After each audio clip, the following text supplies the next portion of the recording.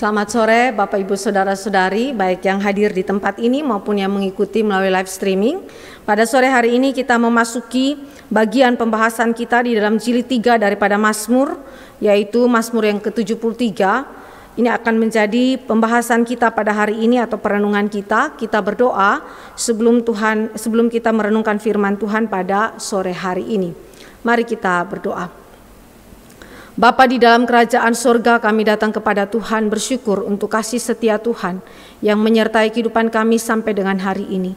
Di tengah-tengah kondisi yang mencekam oleh karena tingkat COVID yang begitu tinggi pada waktu-waktu ini, tetapi kami bersyukur bahwa Engkau tetap menuntun hidup kami melalui firman-Mu, menguatkan dan meneguhkan jiwa kami di tengah-tengah keadaan hati kami yang mungkin penuh dengan duka cita ataupun kepedihan karena beragam situasi hidup kami.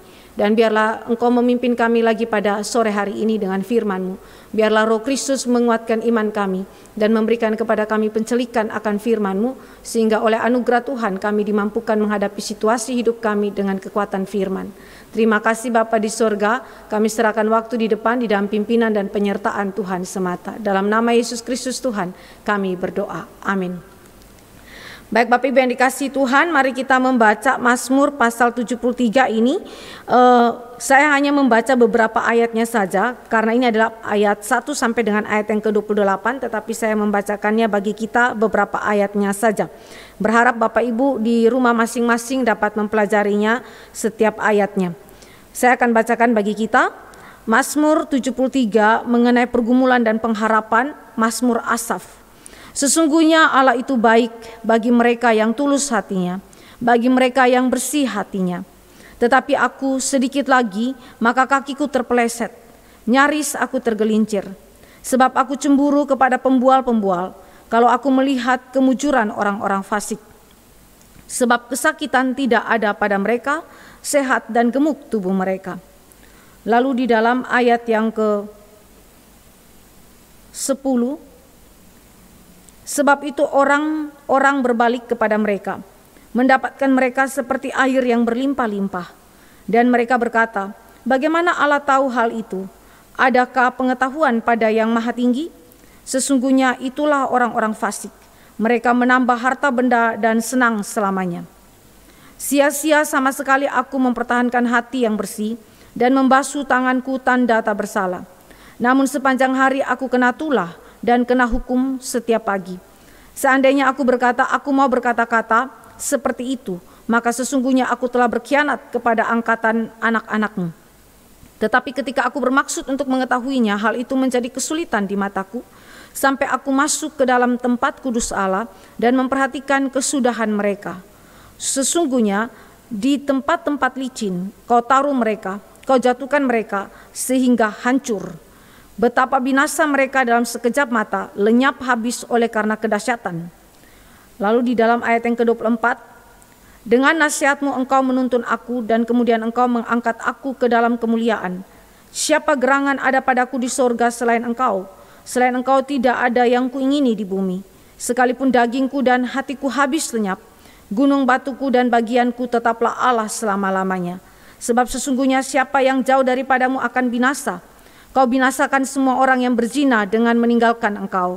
Tetapi aku suka dekat pada Allah. Aku menaruh tempat perlindunganku pada Tuhan Allah, supaya dapat menceritakan segala pekerjaannya. Demikian pembacaan firman Tuhan. Bapak Ibu yang dikasihi oleh Tuhan Yesus Kristus, ada 3 poin besar yang nanti kita bahas atau renungkan di dalam Mazmur 73 ini. Yang pertama, saya ajak kita semua melihat ringkasan daripada Mazmur 73 yang sebenarnya sangat-sangat sederhana sekali kalau kita itu buat di dalam bentuk strukturnya. Struktur ini menolong kita untuk dapat mengenal tulisan daripada Mazmur 73 ini dengan lebih baik. Misalnya saudara dan saya lihat di dalam ayat yang pertama dan ayat yang ke-28. Apa yang terjadi di situ saudara? Ada kalimat yang berulang di sana. Sungguh, sesungguhnya Allah itu baik. Lalu di dalam ayat yang ke-28, saudara lihat di dalam kalimat tetapi aku suka dekat pada Allah. Kata suka di situ lebih tepatnya diterjemahkan sebagai baik. Sehingga kesimpulan di dalam ayat yang ke-28 adalah God is good. Allah itu baik. Sesungguhnya Allah itu baik di awal daripada Mazmur 73. Dan di akhir daripada Mazmur 73 ditutup dengan Allah itu baik. Tetapi di tengah-tengah antara pengakuan yang pertama dengan pengakuan yang kedua, di dalam akhir daripada Mazmur 73 itu ada serentetan proses yang Allah kerjakan. Karena itu hal pertama yang saudara dan saya pelajari hari ini adalah pengakuan iman daripada pemazmur. Bagaimana saudara dan saya melihat pemazmur mengakui Allah sebagai Allah yang baik. Tetapi sekali lagi di tengah-tengah pengakuan itu Allah kemudian menguji pemazmur dan kemudian memurnikan iman pemazmur sehingga melalui ujian yang dialaminya itu pengakuan iman dia semakin kokoh dan pengenalan dia akan Allah semakin luas dan dalam lagi. Nah, kalau saudara lihat di situ ya, setelah dia berkata dalam ayat yang pertama, Allah itu baik, sesungguhnya Allah itu baik. Kata Allah di sini dia pakai istilah Elohim, bukan Yahweh tetapi Elohim. Elohim itu baik. Dan kemudian berbicara mengenai masalah daripada pemazmur itu ayat 2 sampai dengan ayat yang ketiga. Dan masalah itu berkaitan dengan orang fasik yang hidupnya dalam kemakmuran, dalam kondisi yang berkecukupan di dalam ayat 14 sampai dengan ayat yang ke-12. Lalu kemudian dia bicara lagi, sesungguhnya sia-sia kebaikan yang aku telah perbuat. Ayat 13 sampai dengan ayat 16. Ada kata dalam bahasa Inggrisnya surely, surely, surely, yang dalam bahasa Ibraninya ak, ya, itu berulang ya. Jadi ini berbicara mengenai sesungguhnya, itu menyatakan mengenai fakta yang dialami, ya, mengenai pengakuan imannya Allah itu baik, tetapi juga berbicara mengenai kesia-siaan segala perbuatan baik yang dilakukan oleh orang percaya sampai pemazmur itu datang ke hadirat Allah. Baru kemudian dia berkata, sesungguhnya aku melihat nasib orang fasik, ayat 18 sampai dengan ayat yang ke-20, dan akhirnya Allah menyelesaikan masalah dari pemazmur sehingga dia dapat berkata Allah itu baik. Jadi kalau kita lihat di dalam ayat yang ke-28 ketika dia berkata Allah itu baik, sudah melewati sebuah proses yang Allah kerjakan. Nah, baik, sekarang kita mulai memasuki pengakuan iman daripada pemazmur bahwa Allah itu baik. Saudara dan saya membaca di dalam Mazmur 73 ini, kalimat Allah itu baik dikeluarkan oleh Asaf. Siapa itu Asaf? Kalau kita pelajari di dalam beberapa teks-teks perbandingan, kita berjumpa mengenai siapa itu Asaf. Kita lihat misalnya di dalam 1 Tawarik 15 dan 16. Di situ ditemukan catatan mengenai rancangan Raja Daud mengenai ibadah di rumah Allah yang kemudian digunakan pada zaman selanjutnya. Jadi Daud ini yang menetapkan bagaimanakah sistem peribadatan liturginya di dalam rumah Allah. Pada waktu itu masih bersifat kemah pertemuan pada zaman daripada Raja Daud, tetapi kemudian berlanjut sampai ke dalam zaman daripada Salomo di dalam ibadah bait Allah, dan kemudian nanti berlanjut sampai kepada pos pembuangan, ya, sesudah pembuangan. Nah, mari kita lihat di dalam 1 Tawarik dan 2 Tawarik. Keterangan mengenai Asaf ini siapa? Kita lihat 1 Tawarik 16. Ayat yang ke-37 sampai ayat yang ke-42. Di situ berbicara mengenai orang-orang yang ditunjuk untuk beberapa tugas ibadah publik di rumah Tuhan oleh Raja Daud. Dan di situ ada 3 orang yang disebutkan namanya, yaitu Asaf, Heman dan Etan. Etan itu nama lainnya Yudutun, ya, Yudutun. Kalau saudara lihat di dalam pasal 16 ayat 37 sampai 42 ada keterangan nama Yudutun. Itu sebenarnya sama dengan Etan, ya. Jadi ada 3 orang yang ditetapkan oleh Daud dari suku Lewi untuk mengawasi musik dan sebagai penyanyi dalam ibadah publik di dalam rumah Allah. Heman dan Etan atau Yudutun itu bertugas di Gibeon. Di Gibeon itu ada apa, saudara? Ada mezbah korban bakaran. Pada waktu kemah pertemuan didirikan oleh Daud, mezbah korban bakaran itu belum disatukan dengan tabut perjanjian. Lalu kemudian tabut perjanjian ada di mana? Di Yerusalem. Saudara, saya ingat bahwa tabut perjanjian itu pada zaman daripada Imam Eli, waktu peperangan yang dipimpin oleh Hofni dan Pinehas, apa yang terjadi? Mereka kalah dan kemudian Hofni Pinehas mati, lalu kemudian tabut itu jatuh ke tangan orang Filistin. Tetapi kemudian Allah menindas mereka dengan segala kutukannya, lalu dikembalikanlah tabut itu ke tangan orang Israel. Ada di dalam wilayah Bet-Semes di ladang Yosua. Tetapi kemudian karena Tuhan menghukum orang-orang Bet-Semes akibat dosa mereka, lantas tabut itu ditaruh di Kiryat Yearim selama 20 tahun. Sampai waktu di mana Allah itu kemudian menggerakkan Daud dan membawa tabut perjanjian ke Yerusalem dan ditempatkan di dalam kemah pertemuan. Lalu siapa yang melayani di Yerusalem sebagai pemain musik dan penyanyi? Yang mengawasinya, supervisornya Asaf. Ya, Asaf, saudara. Jadi kalau saudara dan saya melihat mengenai Asaf, itu dia memiliki peranan yang begitu penting di dalam urusan pengawasan musik dan hal menyanyi di dalam ibadah publik, ya. Lalu kemudian kita lihat di dalam zaman Salomo. Di dalam zaman Salomo ketika bait Allah itu didirikan, Heman, Etan juga Asaf itu disatukan menjadi pelayan dalam bidang musik dan puji-pujian kepada Allah, ya, di dalam pelayanan publik, ya, ibadah publik di Yerusalem. Kenapa? Karena pada waktu bait Allah itu didirikan, mezbah korban bakaran dan juga tabut perjanjian Allah sudah disatukan di dalam satu tempat, ya. Jadi semua para petugas ini konsentrasinya itu di Yerusalem, ya, di tempat di mana bait Allah itu didirikan, ya. Dan kemudian mereka melayani di sana sebagai pengawas musik dan sebagai penyanyi. Sekali lagi ini bukan saja berlangsung pada zaman Daud dan Salomo, tetapi sampai kepada pos pembuangan, setelah masa pembuangan. Kita lihat misalnya dalam Esra pasal 3 ayat 10. Kita lihat sebentar di dalam Esra pasal 3 ayat yang ke-10.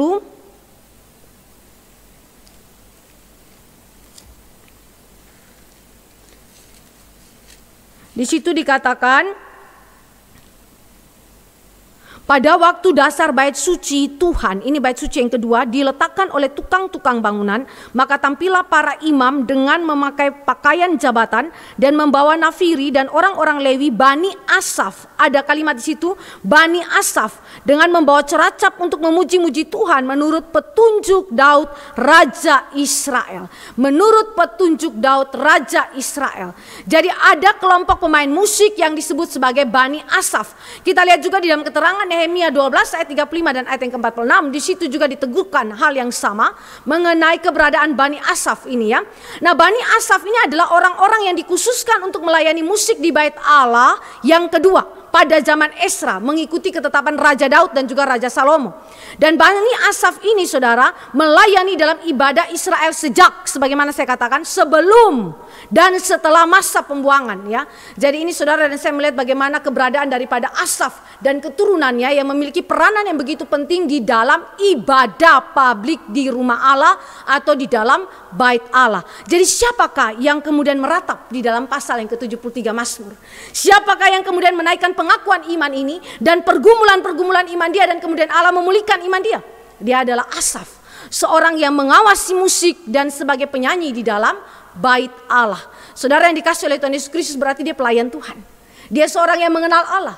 Dia mengenal firman Allah. Dia berada di dalam zaman daripada Raja Daud yang takut akan Allah. Jadi ini adalah seorang yang sungguh-sungguh mengenal Allah. Dan kemudian di dalam pengenalannya akan Allah, dia mengaku iman dia. Sesungguhnya Allah itu baik bagi mereka yang tulus hatinya, bagi mereka yang bersih hatinya. Nah, saudara yang dikasihi oleh Tuhan Yesus Kristus, ketika kita mempelajari mengenai hal ini, saudara dan saya berjumpa bahwa di dalam pusat iman daripada Asaf, Allah itu baik. Saudara dan saya harus ingat bahwa ini adalah sebuah pengakuan yang memiliki proses, ya, memiliki sebuah proses, ya. Kalau saudara dan saya lihat di situ istilah baik dalam pasal 73 ayat 1, ataukah di dalam kata suka dalam ayat yang ke-28 tadi, sekali lagi penekanan utamanya adalah kepada Allah yang diimani oleh Asaf, bahwa Allah itu Allah yang baik. Nah, saudara yang dikasihi oleh Tuhan Yesus Kristus, ketika dia mengakui Allah itu baik dalam ayat yang pertama, ini bicara mengenai hukum retributif. Di dalam pandangan daripada Asaf, Allah itu baik kepada siapa? Kepada mereka yang tulus hatinya, bagi mereka yang bersih hatinya. Ini hukum retributif. Barang siapa yang sungguh-sungguh hidup dalam kesucian, dalam kekudusan sesuai kehendak Allah, maka dia diberkati oleh Allah. Tetapi bagi mereka yang tidak hidup dalam kekudusan, yang tidak taat kepada firman Allah, maka mereka dihukum mati oleh Allah atau dihukum dengan kutukan-kutukan Allah yang begitu banyak. Jadi saudara dan saya melihat bahwa ini ada di dalam konsep paradigma berpikir yang mana hukum retributif. Ketika dia berkata Allah itu baik, tetapi ingat, ini adalah di dalam cara berpikir yang mana mengungkapkan mengenai hukum tabur tuai atau hukum retributif itu. Mari kita lihat di dalam ayat paralelnya di dalam Mazmur 24 ayat 4. Mazmur 24 ayat 4 di situ dikatakan, orang yang bersih tangannya dan murni hatinya, yang tidak menyerahkan dirinya kepada penipuan dan yang tidak bersumpah palsu, dialah yang akan menerima berkat dari Tuhan dan keadilan dari Allah yang menyelamatkan dia. Ada hukum retributif di sana bagi mereka yang tulus hati, yang hidupnya benar di hadapan Tuhan akan menerima berkat Tuhan. Ulangan 6 ayat 5 juga membicarakan aspek yang sama. Mari kita lihat di dalam kitab Ulangan. Jadi hukum retributif yang dipegang oleh Asaf ketika dia mengaku Allah itu baik, itu berakar kepada hukum Torah Musa. Kita lihat Ulangan 6 ayat yang kelima. Ini dalam Shema Israel. Kasihilah Tuhan Allahmu dengan segenap hatimu dan dengan segenap jiwamu dan dengan segenap kekuatanmu. Itu adalah perintah Allah bagi umat Allah dan mereka harus mengerjakannya. Jadi sekali lagi berkat Allah dikaitkan dengan ketaatan umat Allah. Nah sekarang Amsal 26 ayat 27 juga bicara konsep retributif yang sama. Mari kita lihat Amsal. Amsal 26 ayat yang ke-27. Di situ dikatakan,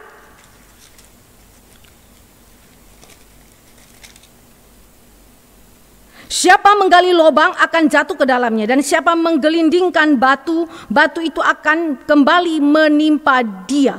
Jadi di situ ada hukum retributif. Kalau tadi saudara lihat secara positif, sekarang saudara lihat secara negatif. Orang yang melakukan kejahatan dia akan dihukum oleh Allah. Nah jadi sekali lagi ketika dia berkata Allah itu baik, ini dalam konsep berpikir hukum retributif ya, tabur tuai.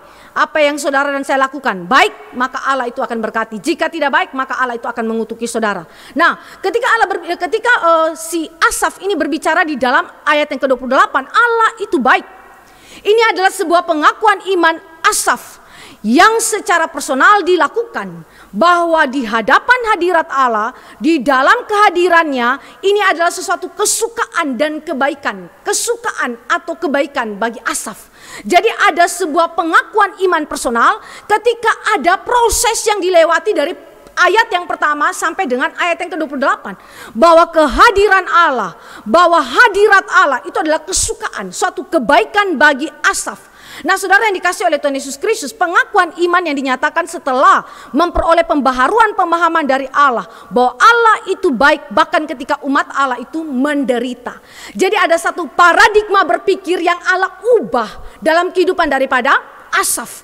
Bagaimana dia melihat hukum retributif dengan cara Allah, bukan dengan sudut pandang dia yang begitu sempit ya, begitu sempit. Allah mengerjakannya dengan cara yang jauh lebih luas di luar daripada pemahaman manusia. Dan ketika Asaf berhadapan dengan pergumulan dia terkait dengan penderitaan orang percaya, mengapa orang benar harus menderita? Maka dia berjumpa, Allah menjawabnya melalui proses yang begitu panjang ya, sehingga pengakuan iman dalam ayat yang ke-28 adalah hasil pembaharuan yang Allah kerjakan di dalam cara pandang dia kepada Allah. Nah jadi ketika saudara dan saya melihat mengenai pengakuan iman daripada Asaf, ada kesimpulan yang kita bisa lihat di sini, bahwa pengakuan iman itu bukan saja suatu pernyataan kognitif ya, tetapi dialami dalam kehidupan setiap umat Allah yang melibatkan proses pengenalan yang personal dan eksistensial dalam beragam situasi kehidupan. Jadi bukan sekedar ucapan kognitif saja keluar daripada pengetahuan saya, tetapi sungguh-sungguh dialami dalam proses ya yang begitu panjang, melalui goncangan-goncangan iman, melalui situasi yang meragukan keadilan Tuhan bahkan, dan mempertanyakan mengapa orang benar itu menderita. Saudara dan saya, itu adalah proses Tuhan supaya Asaf mengenal dia secara personal, mengenal dia secara eksistensial, melibatkan seluruh keberadaan hidup dia. Jadi pengenalan yang hidup tentang Allah kita, bukan sekedar informasi. Dan bahwa pengakuan iman ini adalah pengakuan iman yang sejati, yang harus didasarkan kepada pemahaman yang sesuai dengan penyataan diri Allah. Dan unik sekali, di dalam pengakuan iman ayat yang pertama saudara, Asaf mendasarkan itu kepada hukum Taurat. Tetapi sekali lagi itu adalah pengakuan yang sempit di dalam cara pandang Asaf. Nanti Tuhan proses ya, bagaimanakah pengakuan iman dia akhirnya bersesuaian dengan penyataan Allah sendiri, yang jauh lebih luas, yang jauh lebih komprehensif. Nah mari kita mulai melihat hal yang kedua. Kalau ini adalah pengakuan iman Asaf, yang sekali lagi pusatnya adalah Allah itu baik. Allah itu baik. Sekarang mari kita lihat bagaimana Allah mulai proses dia untuk kemudian mengerti dengan benar, mengerti secara personal dan eksistensial konsep Allah itu baik. Mengapa orang benar menderita? Allah itu baik di dalam konteks pertanyaan ini. Mengapa orang benar itu menderita?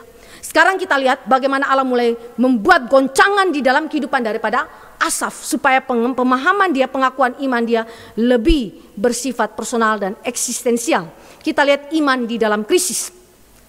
Mari saudara dan saya mulai melihat di dalam krisis yang terjadi, goncangan iman yang terjadi. Bagaimanakah pengakuan iman Allah itu baik di tengah-tengah fakta hidup yang menunjukkan bahwa orang benar itu menderita. Kita lihat goncangan ini dialami oleh Asaf ketika Asaf itu mengobservasi. Jadi ini adalah sebuah pengalaman Asaf secara personal di masa yang lalu. Dan kemudian dia menyaksikan itu kepada umat Allah di hadapan ibadah publik. Ya, di hadapan ibadah publik. Nah, jadi ini adalah sebuah observasi yang dia alami. Lalu kemudian menjadi pergumulan personal dia. Nah, apa yang kemudian dia observasi di situ? Ini berkaitan dengan kemakmuran orang fasik. Kemakmuran orang fasik. Di dalam ayat yang kedua dikatakan, tetapi aku, ya, ini adalah sesuatu kontras dengan pengakuan iman tadi. Allah itu baik, tetapi aku, sedikit lagi maka kakiku terpeleset, nyaris aku tergelincir. Saudara yang dikasih oleh Tuhan Yesus Kristus, ini adalah sebuah metafora. Kalimat yang diungkapkan oleh Asaf ini adalah sebuah metafora yang menjelaskan bahwa pemazmur sedang berada di dalam goncangan iman dan pikirannya itu menjadi kabur. Ketika dia mengobservasi kemakmuran daripada orang fasik dan diperbandingkan dengan kehidupan orang percaya, dan ada pertanyaan mengapakah orang benar itu menderita, maka kemudian dia berkata, tetapi aku, memang Allah itu baik, tetapi aku ketika melihat fakta hidup ini, sedikit lagi maka kakiku terpeleset, nyaris aku tergelincir. Iman dia terguncang dengan antara fakta dan kepercayaan dia, pengakuan iman dia yang tidak bersesuaian dengan realita kehidupan dia. Dan kemudian di saat itu iman dia terguncang dan pemikiran dia menjadi kabur. Bagaimana dia menyambungkan hal ini? Sekarang mari kita melihat bagaimana proses itu terjadi dalam kehidupan Asaf. Dia menjelaskan mengapakah iman dia itu terguncang, kenapa pikiran dia itu menjadi kabur pada waktu itu. Di dalam ayat yang kedua sampai dengan ayat yang ke-12 di situ dijelaskan ada dua alasan yang menyebabkan pemazmur itu mengalami guncangan iman. Pertama faktor internal, yang kedua itu faktor eksternal. Faktor internal itu di dalam ayat yang ketiga. Sebab aku cemburu kepada pembual-pembual kalau aku melihat kemujuran orang-orang fasik. Ada kata cemburu di situ yang di dalam bahasa Ibraninya ini adalah suatu ungkapan yang menunjukkan mengapakah hal yang baik terjadi atas orang fasik.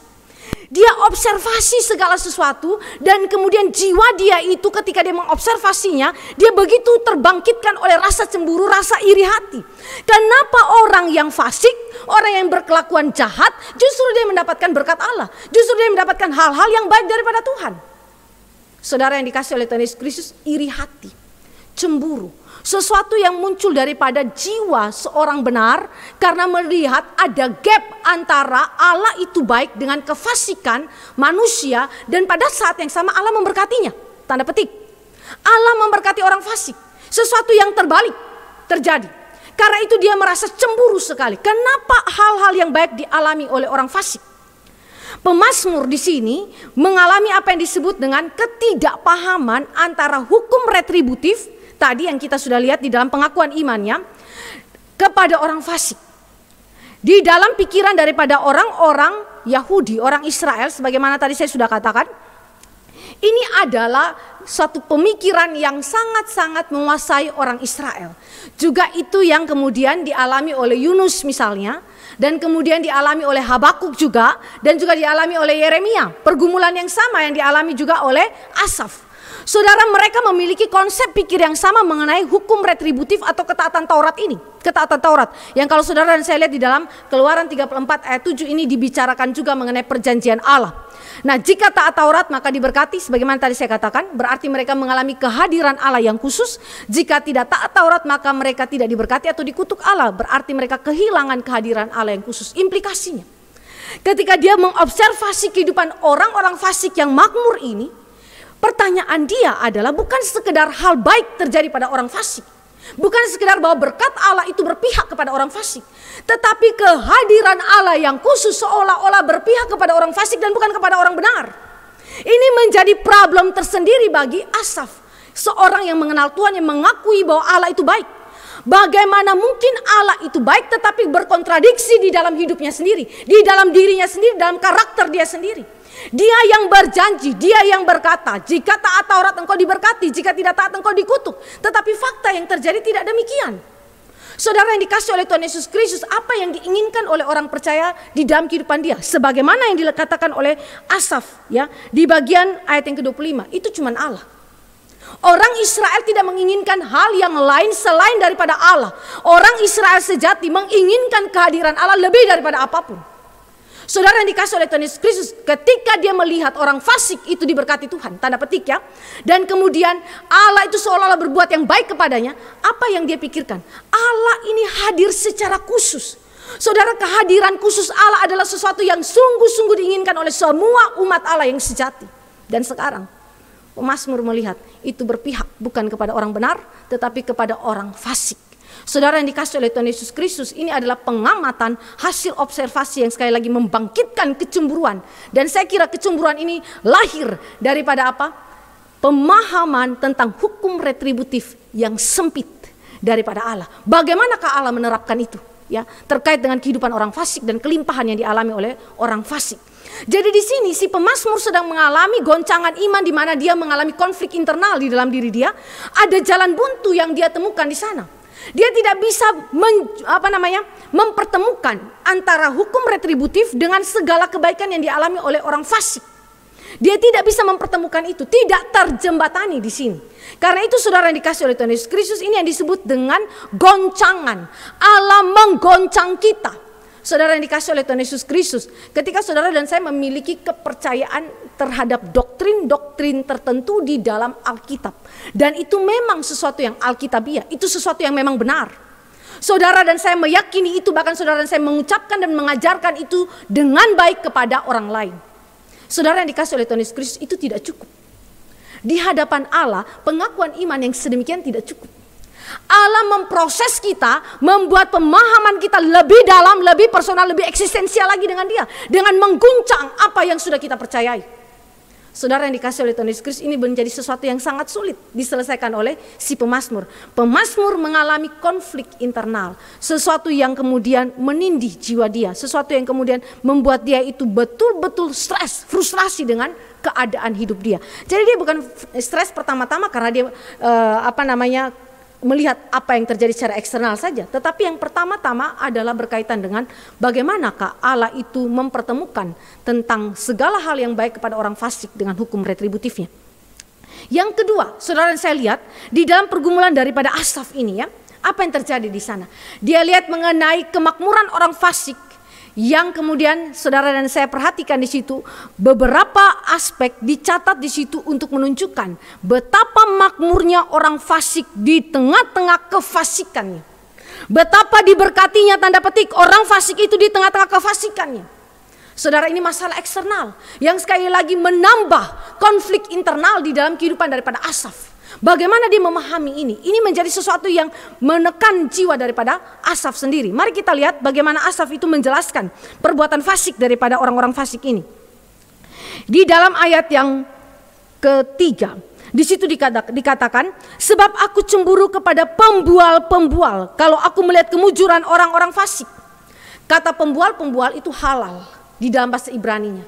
Kalau saudara dan saya melihat di dalam Mazmur, biasa kata ini digunakan untuk puji-pujian kepada Allah. Yang kalau kita biasa gunakan itu haleluya.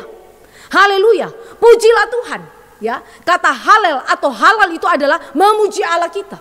Tetapi orang fasik ini ketika menggunakan kata halal, itu adalah di dalam nuansa yang negatif untuk menunjukkan kepada kesombongan jiwa mereka yang mengangkat diri mereka seperti Allah, dan bukan kemudian Allah menjadi objek penyembahan mereka, tetapi diri mereka sendiri yang menjadi objek penyembahan. Bayangkan ya, dia cemburu kepada orang yang sedemikian. Orang fasik yang hidup makmur ini adalah orang yang memuji-muji dirinya sendiri, yang mengagungkan dirinya sendiri di dalam kesombongannya. Jadi pembual-pembual ini, saudara, di dalam akar katanya Ibrani mengacu kepada kesombongan manusia. Kesombongan manusia, saudara, yang mengangkat dirinya seperti Allah, bahkan sama dengan Allah, dan menjadikan dirinya sebagai objek penyembahan. Kedua, pembual-pembual ini ada di dalam kemujuran. Kata kemujuran adalah shalom. Kalau saudara dan saya ingat, kata shalom adalah kata yang berarti damai sejahtera. Kristus memakai istilah ini juga kepada para muridnya. Shalom, damai sejahtera bagimu.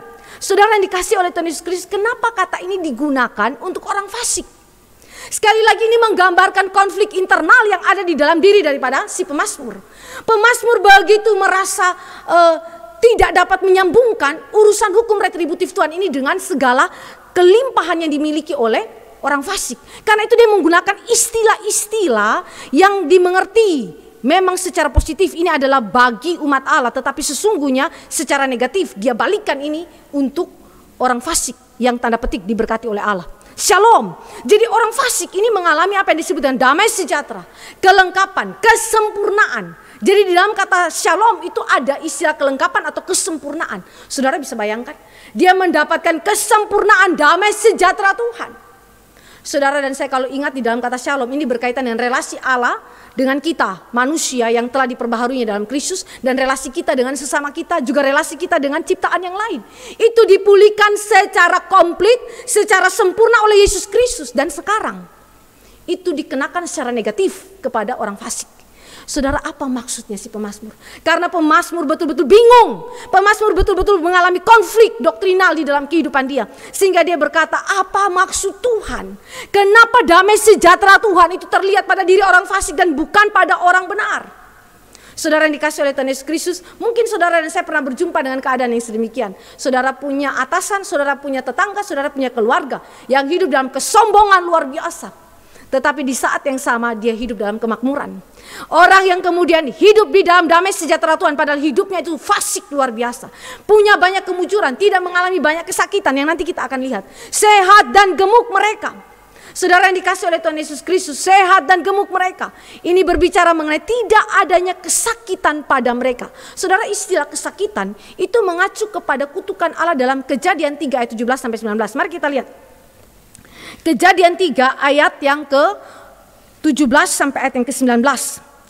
Lalu firman-Nya kepada manusia itu, karena engkau mendengarkan perkataan istrimu dan memakan dari buah pohon yang telah kuperintahkan kepadamu, jangan makan daripadanya, maka terkutuklah tanah karena engkau. Dengan bersusah payah engkau akan mencari rezekimu dari tanah seumur hidupmu. Semak duri dan rumput duri yang akan dihasilkannya bagimu, dan tumbuh-tumbuhan di padang akan menjadi makananmu. Dengan berpeluh engkau akan mencari makananmu sampai engkau kembali lagi menjadi tanah, karena dari situlah engkau diambil, sebab engkau debu dan engkau akan kembali menjadi debu. Jadi kesakitan yang dimaksudkan ini apa, saudara? Segala kutukan yang Allah berikan, common curse itu kepada manusia dalam Kejadian 3 ayat 17-19 dikatakan oleh pemazmur, kok orang fasik tidak mengalaminya? Mereka hidup happy-happy, sehat dan gemuk mereka. Bicara mengenai kemakmuran, sesuatu yang betul-betul didapatkan di dalam kelimpahan. Mereka tidak mengalami apa yang disebutkan frustrasi dalam bekerja. Mereka hidup dengan enak sekali. Frustrasi dalam bekerja, jerih lelah, ya, susah payah. Saudara, itu mereka tidak alami. Ini digambarkan oleh pemazmur, saudara. Mereka hidup dengan begitu nyamannya. Mereka bebas dari frustrasi, bahkan dari rasa sakit dalam kematian. Saudara perhatikan di dalam Kejadian 3 ayat 19 bicara mengenai kematian. Kamu berjerih lelah, bersusah payah sampai apa? Debu kembali menjadi debu sampai kepada kematian. Itu pun tidak dialami oleh orang fasik. Kenapa, saudara? Nanti kita lihat bagaimana latar belakang berpikir daripada orang fasik ini. Jadi saudara yang dikasih oleh Tuhan Yesus Kristus, saudara mungkin pernah punya pengalaman yang demikian. Kalau saudara dan saya lihat koruptor hidup nyaman, ya, punya rumah sekian banyak, punya istri sekian banyak, istri simpanan banyak.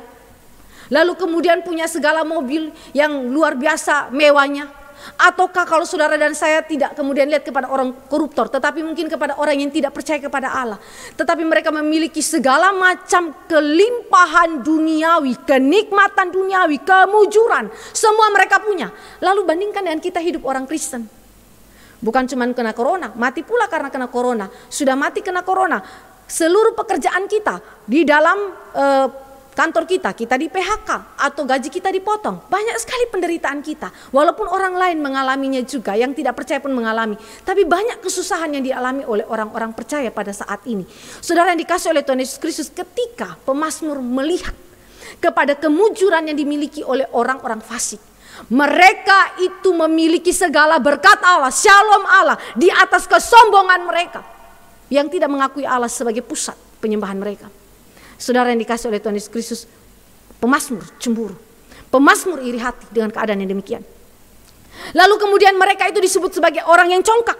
Kalau kita perhatikan di dalam ayat selanjutnya, ayat 4 sampai ayat yang kelima, kita melihat di situ kesusahan tidak kemudian mereka alami. Ayat 6, sebab itu mereka berkalungkan kecongkakan dan berpakaian kekerasan.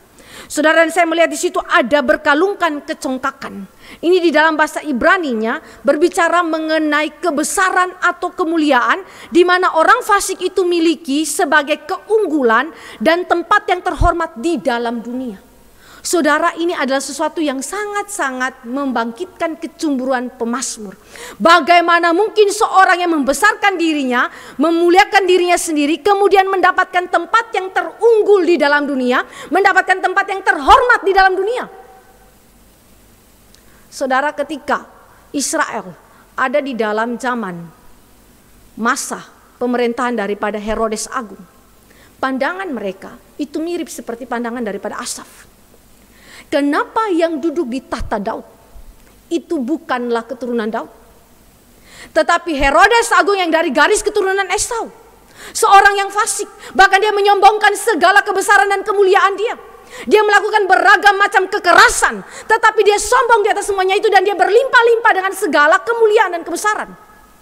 Bandingkan Yusuf, ayah angkat daripada Yesus Kristus, keturunan daripada Raja Daud yang seharusnya duduk di tata Raja Daud. Apa yang terjadi? Miskin sekali. Miskin. Orang yang paling miskin sampai kasih persembahan pun pakai burung tekukur. Paling miskin. Saudara, ini adalah sesuatu yang merupakan kondisi yang dialami oleh umat Allah. Umat Allah tidak kemudian menjadi imun daripada keadaan seperti Yusuf, ayah angkat daripada Tuhan Yesus. Dia berhak atas tata Daud, tetapi pada waktu itu siapa yang duduk di sana? Bukan umat Allah, bukan orang percaya yang ditinggikan, bukan orang percaya yang kemudian mengalami kemuliaan, berkat-berkat ada daripada Allah, tetapi siapa? Orang yang congkak, orang yang kemudian hidup di dalam kebejatan. Itulah yang kemudian mendapatkan tempat terhormat. Saudara, bayangkan kalau kita punya presiden ya, atau raja kita adalah orang yang haus darah, yang tidak menegakkan keadilan dan kebenaran. Dia duduk di sana, dia menikmati seluruh uang rakyat, dia mendapatkan segala macam kelimpahan dan kemuliaan. Seluruh keputusan-keputusan yang terkait dengan rakyat itu diputuskan oleh seorang yang haus darah, yang tidak adil dan tidak benar. Apa perasaan saudara? Apakah saudara itu memiliki perasaan yang sama seperti Asaf? Asaf mengobservasi keadaan di lingkungannya, di dalam kondisi dunia ini yang juga sama secara esensial hari ini kita alami. Lalu kemudian dia melihat kepada doktrin yang dia percayai, kepada pengakuan iman yang dia percaya. Apakah memang Allah itu baik? Kalau Allah itu baik, kenapa sekali lagi dia tidak menghakimi orang fasik, tapi justru memberikan shalom untuk orang fasik ini? Saudara, ini adalah sesuatu yang sekali lagi sukar untuk dimengerti oleh seorang Asaf.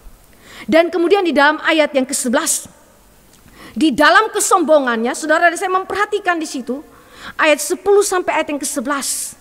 Pengaruh dari orang fasik yang hidup dalam berkelimpahan dan kemudian tidak mengalami kesakitan apapun. Kemudian orang-orang ini memiliki pengaruh yang sangat-sangat efektif kepada orang percaya. Saya katakan efektif karena apa? Di dalam ayat 10. Sebab itu orang-orang berbalik kepada mereka, mendapatkan mereka seperti air yang berlimpah-limpah. Dan mereka berkata, bagaimana Allah tahu hal itu? Adakah pengetahuan pada yang maha tinggi? Siapa yang kemudian berbalik kepada orang fasik? Dan kemudian siapakah yang ditujukan perkataan ini? Bagaimana Allah tahu hal itu? Adakah pengetahuan pada yang maha tinggi? Orang benar, orang percaya. Mereka berbalik dari jalan yang Allah berikan, dari kebenaran, dari ketaatan kepada hukum-hukum Allah, dan memandang kepada orang fasik itu dengan segala kemujurannya. Mereka melihat kalau dibandingkan ya, lebih bagus kalau kita berada di dalam jalan orang fasik daripada jalan orang benar. Karena ternyata jalan orang fasik itu menawarkan hal-hal yang sangat-sangat diinginkan oleh hati manusia. Kenikmatan duniawi ini semua dimiliki oleh orang fasik. Kalau begitu, pilih antara jalan orang fasik atau jalan orang benar. Mana yang kita harus ikuti? Dikatakan dalam ayat 10, orang percaya sampai berbalik ke arah orang fasik, kepada pola hidup mereka, kepada jalan hidup mereka. Saudara, seorang mengatakan bahwa pengaruh orang fasik kepada orang benar ini adalah sesuatu yang terjadi melalui ajarannya dan kemudian melalui pola kehidupan orang fasik. Saudara, ajaran satu hal, tapi kalau pola kehidupan yang mengkonfirmasikan ajaran, saudara, ini menjadi sesuatu kesatuan integritas yang kemudian dapat dipercayai, dapat diandalkan, dapat disandari. Karena itu, saudara, orang-orang percaya bahkan sampai ingin tergiur kepada jalan orang fasik dan bukan jalan orang benar. Itu sebabnya ayat 13 pemazmur berkata, sia-sia sama sekali aku mempertahankan hati yang bersih dan membasuh tanganku tanda tak bersalah. Kenapa? Karena orang fasik memiliki pengaruh yang begitu kuat. Saudara, kalau ada di dalam suatu sistem yang fasik, yang korup, saudara, yang pemimpinnya sungguh-sungguh korup dan seluruh masyarakatnya sedemikian, saudara, dengan kekuatan kita sulit mempertahankan iman kita. Saudara, hanya oleh anugerah Allah saja saudara dan saya tidak berpaling kepada jalan orang fasik. Tetapi saudara tetap bertahan dalam jalan orang benar. Hanya anugerah Allah saja. Karena apa? Karena begitu kuat tarikan ini dari pihak orang fasik, ajarannya dan pola hidupnya. Itu ditawarkan kepada kita. Sekarang pilih jalan orang fasik atau jalan orang benar. Saudara, ini menjadi sesuatu yang sukar sekali. Karena itu sekali lagi ini menjadi sesuatu yang menekan hidup daripada si pemazmur, Asaf. Asaf itu bergumul secara internal tetapi juga secara eksternal. Sekarang dari manakah akar seluruh perbuatan fasik daripada orang-orang fasik ini? Mari kita lihat di dalam ayat yang ke-7. Karena kegemukan kesalahan mereka menyolok, hati mereka meluap-luap dengan sangkaan. Mereka menyindir dan mengata-ngatai dengan jahatnya. Hal pemerasan dibicarakan mereka dengan tinggi hati. Mereka membuka mulut melawan langit dan lidah mereka membual di bumi. Kita lihat apa yang menjadi akar dosa daripada orang fasik, hati. Dalam ayat yang ke-7 dikatakan bahwa hati mereka meluap-luap dengan sangkaan. Ini berbicara mengenai segala cara pandang mereka yang berdosa. Seorang penafsir berkata, ketika pikiran, hati kita, totalitas keberadaan kita itu salah, memiliki cara pandang yang berdosa, yang tidak bersesuaian dengan kehendak Allah, yang menyimpang daripada kehendak Allah, maka otomatis seluruh perbuatan kehidupan kita pun demikian. Nah, mari kita lihat, saudara dan saya memperhatikan di dalam pertanyaan yang disampaikan oleh orang fasik ini kepada orang benar, sebuah kalimat yang menantang iman daripada orang-orang percaya, yang membongkar ya dasar iman daripada orang percaya. Apakah memang Allah itu baik?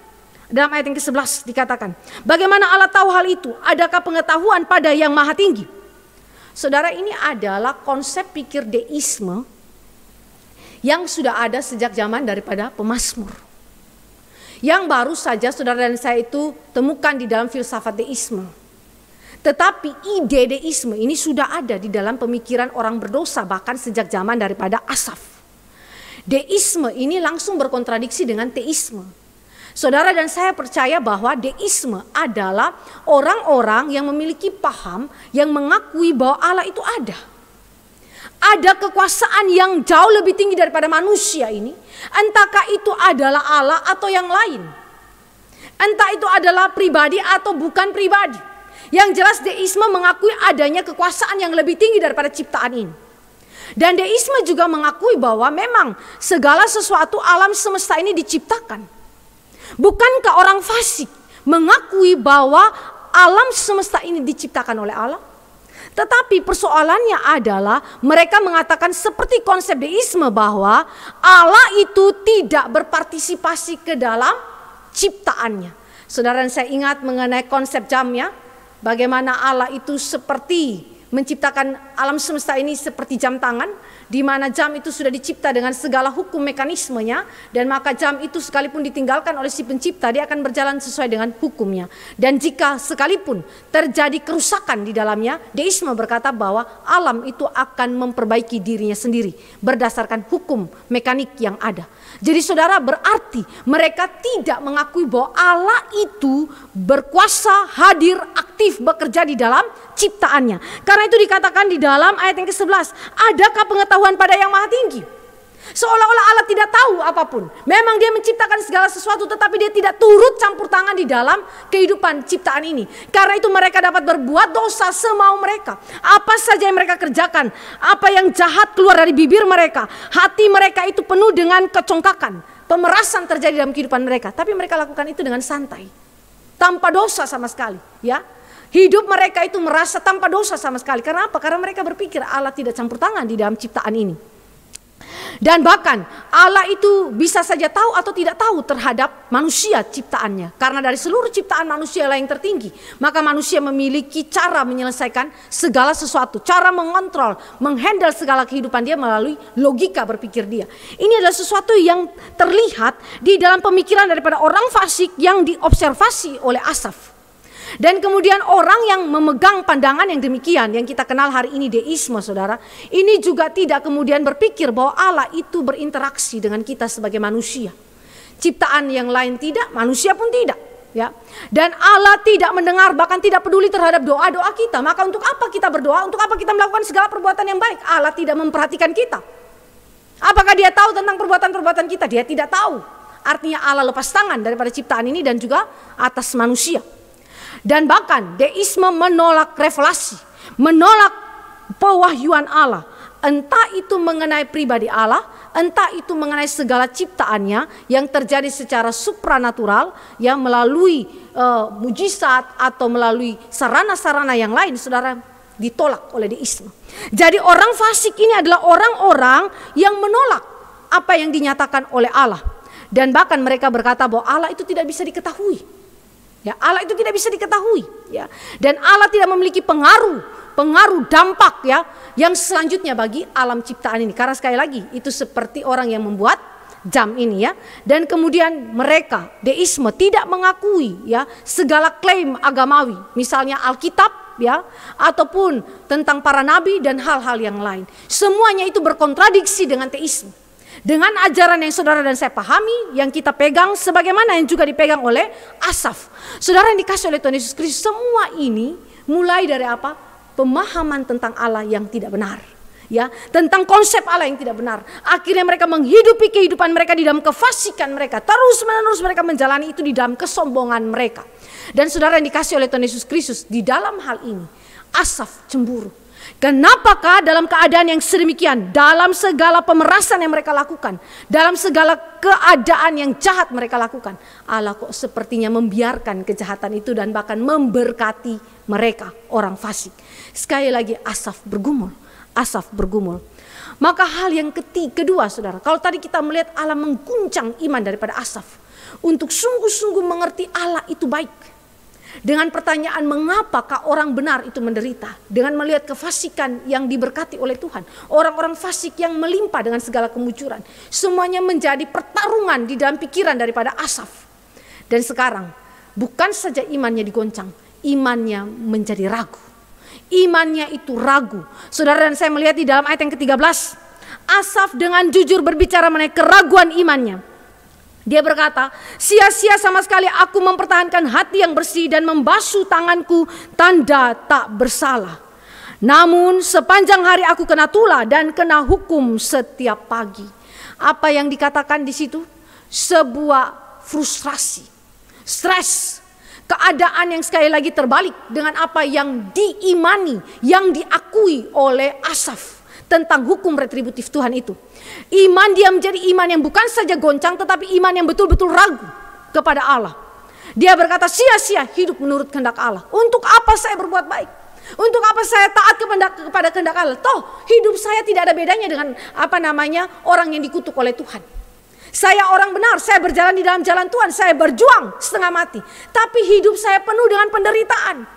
Saudara, Asaf tidak menjelaskan apa itu kena tulah dan kemudian apa itu kena hukum setiap pagi. Dia tidak menjelaskan apa itu. Secara deskriptif dia tidak kasih tahu kita.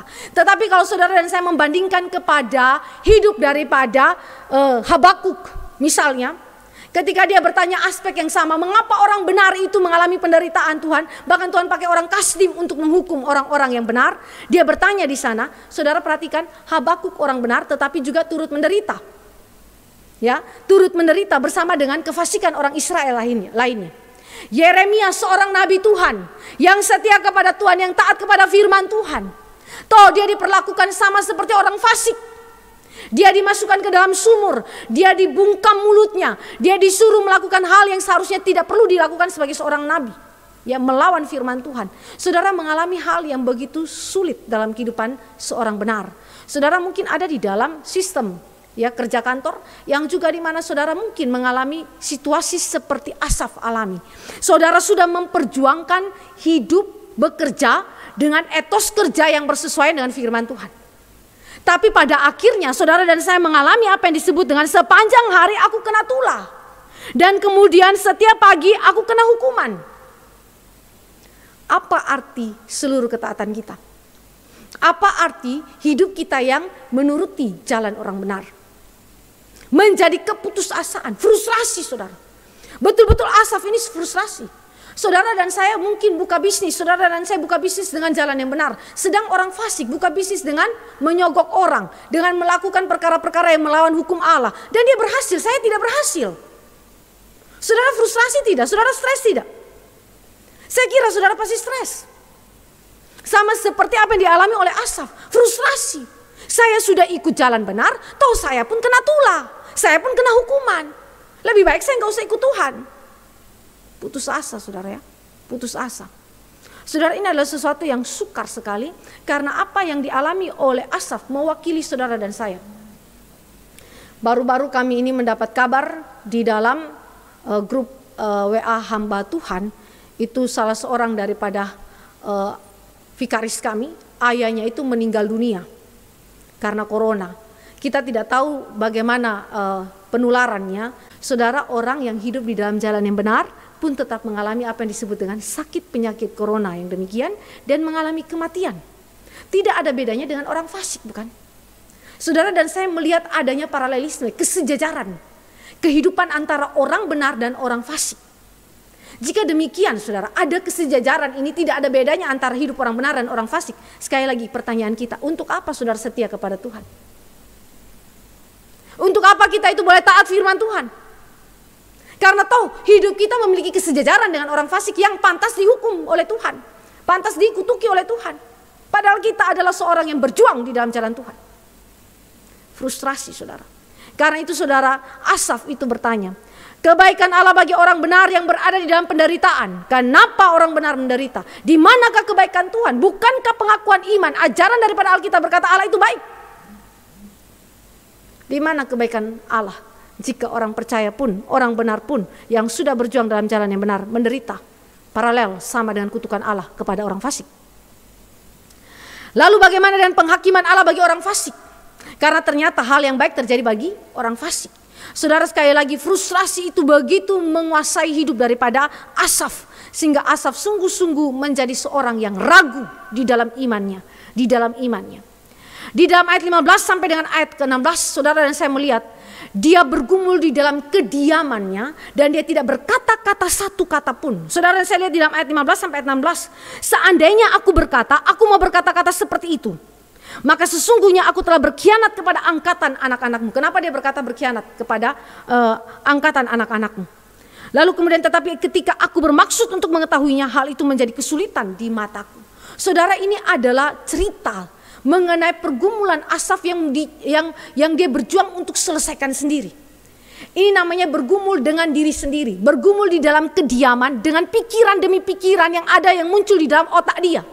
Sebagaimana manusia mengandalkan rasionya, kebijaksanaannya, dia berjuang memecahkan persoalan itu dengan otaknya yang sempit itu. Saudara, dikatakan di dalam ayat yang ke-15, Asaf itu bergumul dalam kediaman. Dia tidak segera menyatakan guncangan dan keraguan imannya kepada jemaat Tuhan. Dia adalah seorang pelayan Tuhan, seorang pengawas musik di dalam gereja atau dalam bait Allah. Dia seorang pengawas penyanyi, kelompok penyanyi saudara. Ini orang yang memiliki tempat pelayanan yang sangat-sangat sentral di dalam ibadah publik Israel. Dan pada waktu dia mengalami goncangan iman dan keraguan iman, dia tidak segera share kepada rekannya yang lain. Dia tidak segera share kepada sahabat pelayan-pelayan yang lain. Kenapa? Saudara, ini hal yang paling penting.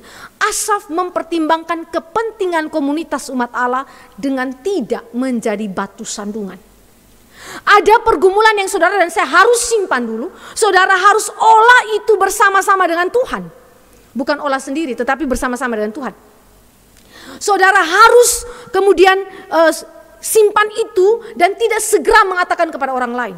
Karena bisa saja orang lain tersandung dengan keadaan kita. Apalagi kita adalah seorang pemimpin di dalam jemaat. Saudara, kalau pemimpin jemaat itu guncang imannya dan bahkan jatuh di dalam keraguan imannya, saudara, jemaat yang dia pimpin pun akan dengan mudah mengikuti kejatuhan tersebut. Akan dengan mudah juga terguncang imannya dan kemudian imannya juga turut di dalam keraguan. Sangat mudah. Karena itu Asaf simpan baik-baik pergumulan dia ini. Dia diamkan itu. Tetapi persoalannya adalah dia berusaha menyelesaikan pergumulan itu dan kekuatan manusia. Itu persoalan Asaf. Sehingga Asaf berkata, ketika aku berjuang untuk mengetahuinya, menjadi kesulitan di mataku. Mataku ini berbicara mengenai bukan saya penglihatan tetapi pengertian. Karena aku gak mengerti-mengerti bagaimana menjembatani hal ini antara hukum retributif Tuhan dengan penghakiman Allah atas orang fasik yang diberikan berkat Allah itu, dan bagaimana kebaikan Allah bagi umat Allah yang seharusnya diberkati. Dia tidak bisa mengerti. Pergumulan ini dia simpan, itu baik, tetapi masalahnya sekali lagi bergumul dengan diri sendiri itu menjadi pencobaan untuk jatuh ke dalam dosa selanjutnya. Saudara dan saya ada di dalam masa krisis iman. Banyak hal menyebabkan saudara dan saya bisa krisis iman. Saudara mungkin tidak bercerita kepada suami atau istri saudara, tetapi saudara juga tidak boleh bergumul dengan diri saudara sendiri. Karena saudara akan menjumpai kesia-siaan. Malah saudara punya pikiran akan menuntun saudara kepada dosa yang membawa saudara makin jauh daripada Allah dan firman-Nya. Dan itu yang terjadi dengan Asaf. Dalam kediaman, dia justru kok melihat makin dia jatuh ke dalam frustrasi, stres, makin dipikirin makin stres. Maka saudara, kita akan melihat bagaimana Allah memulihkan iman daripada Asaf. Sekalipun iman dia adalah iman yang ada dalam keraguan, iman dia adalah iman yang ada dalam keguncangan. Tetapi seorang penafsir berkata, sekalipun pemazmur Asaf ini berada dalam keraguan dan pertanyaan yang tidak dapat terjawab secara manusiawi, pemazmur tidak sampai jatuh ke dalam ketidakpercayaan. Saudara, apa maksudnya tidak jatuh ke dalam ketidakpercayaan? Ragu ya berarti tidak percaya. Tapi apa maksudnya kalimat dia tidak sampai jatuh ke dalam ketidakpercayaan? Artinya di dalam pandangan dari Michael ini dia bilang begini, hal meragukan atau mempertanyakan apa yang dipercayai di dalam doktrin ajaran Alkitab yang kita imani adalah sesuatu yang seharusnya dilakukan oleh orang percaya. Kita tidak bisa menerima, mengakuinya begitu saja. Tetapi saudara dan saya harus mengkaji ulang segala apa yang menjadi dasar kepercayaan kita. Kita mempertanyakannya bukan kemudian kita tidak percaya kepadanya, tetapi kita mempertanyakannya untuk apa? Kita dikonfirmasi dan diteguhkan kembali. Jadi bukan dengan tujuan untuk membuang iman kita, bukan dengan tujuan untuk meninggalkan Allah kita, tetapi justru memperkuat dan memperteguh iman kita. Sama seperti Timothy Keller itu mengatakan bahwa iman tanpa keraguan itu seperti tubuh tanpa antibodi atau daya imunitas. Ya. Sehingga ketika penyakit datang menyerang, saudara otomatis menyerah. Dengan sendirinya menyerah. Karena apa? Imunitas antibodi di tubuh kita itu lemah, dihancurkan. Ya, karena itu saudara, ketika saudara dan saya ada di dalam iman yang kemudian mengalami keguncangan, mengalami keraguan, saudara harus dapat memastikan di dalam hal ini, jika engkau adalah orang-orang percaya, orang-orang yang sungguh umat pilihan Allah, saudara dapat memastikan ini kepada dirimu, bahwa engkau tidak sedang membuang Tuhanmu, tidak sedang membuang doktrin-doktrin ajaran-ajaran yang benar dari hidupmu, tetapi apa? Kemudian saudara dan saya diteguhkan kembali, diyakinkan kembali dengan cara Tuhan. Jadi goncangan itu perlu saudara, sebagai imunitas bagi iman kita. Supaya apa? Ketika saudara dan saya mengalami hal-hal yang sukar dalam kehidupan kita, kita tidak mudah menyerah dan jatuh dalam dosa. Tetapi kita memiliki pertahanan yang kuat, benteng yang kuat untuk menghadapi situasi-situasi yang sedemikian. Jadi iman yang ragu di dalam konsep ini bukan iman yang di dalam arti meninggalkan Allah, tidak. Tetapi ini adalah sesuatu yang disebut sebagai, Timothy Keller katakan, tanda petik imunitas tubuh bagi manusia. Atau sesuatu yang perlu untuk iman kita bertumbuh. Jadi saudara dan saya melihat bagaimana kehidupan daripada Asaf. Hidup daripada Asaf sebagai seorang pemimpin umat Tuhan. di dalam ibadah publik pun mengalami apa yang disebut dengan iman yang diguncang, iman yang ragu. Ada krisis di dalamnya yang mempertanyakan kembali mengenai pengakuan iman dia. Dan sekarang, saudara dan saya berjumpa bagaimana Allah memulihkan iman daripada Asaf. Di tengah-tengah kesukaran yang dialaminya, bagaimana dia bergumul dan kemudian Allah hadir yang menjadi titik balik kehidupan daripada Asaf sehingga iman dia dipulihkan. Itu di dalam ayat 17, saudara. Mari kita lihat ayat 17. Ayat 16b berkata, hal itu menjadi kesulitan di mataku sampai aku masuk ke dalam tempat kudus Allah dan memperhatikan kesudahan mereka. Apa yang menjadi titik balik daripada guncangan iman, krisis iman Asaf? Perjumpaan dengan Allah. Perjumpaan dengan Allah di mana? Di dalam tempat kudus. Ketika kita berbicara mengenai tempat kudus ini, Asaf sedang mengacu kepada beberapa hal. Ini dalam pandangan daripada Ellen Harman, itu dia bicara mengenai 3 hal. Kemungkinan yang dimaksudkan dengan tempat kudus Allah. Yang pertama, ini berbicara mengenai mesbah lokal. Mesbah lokal, tempat di mana umat Allah berjumpa dengan Allah di dalam ibadah publik ya. Tidak harus mengacu kepada Yerusalem saja. Memang di Yerusalem juga ada mesbah, tetapi kalau dalam 1 Raja-Raja 19 ayat 10 dan 14 memberikan kita keterangan bahwa pada zaman Raja Daud ya, itu ada mesbah korban bakaran yang tersebar di luar daripada Yerusalem, di mana umat Allah datang berjumpa dengan Allah di mesbah lokal tersebut. Atau yang kedua, tempat kudus Allah ini mengacu kepada pekerjaan Allah yang menyatakan jawaban terhadap pergumulan iman pemazmur. Jadi saudara dan saya melihat perjumpaan dengan Allah terjadi di dalam apa? Ibadah. Ibadah. Dan ibadah itu adalah ibadah publik. Saudara, ini tidak sekali lagi mengabaikan ibadah personal kita. Saudara dan saya tentu perlu ibadah bersaat teduh, merenungkan firman, berdoa secara personal dengan Allah. Tetapi saudara, kebenaran daripada ibadah personal kita diuji oleh ibadah publik. Ibadah publik ini adalah sesuatu yang menjadi poros kita untuk kita lakukan itu dalam ibadah personal kita.